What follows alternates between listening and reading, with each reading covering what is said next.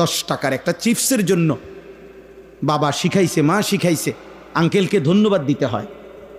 আর এই কায়নাতের সব কিছু দিয়ে যিনি আমাকে লালন করছেন তাকে সেজদা দিতে হয় না? এইটুকু শিখাইলেন না?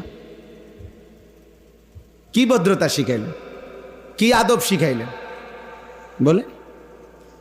আল্লাহ তাআলা বুঝ দান করেন। কুল হুয়াল্লাযী যারাআকুম ফিল আরদ ওয়া ইলাইহি তুহশারুন। আল্লাহ তাআলা বলেন, হে নবী আপনি বলে দেন, আল্লাহই তোমাদেরকে গোটা পৃথিবীতে ছড়িয়ে দিয়েছেন। কে কোন জেলায়, কে কোন দেশে, কে কোন ভাষায়, হ্যাঁ, সব কিছুর ফয়সালা কার?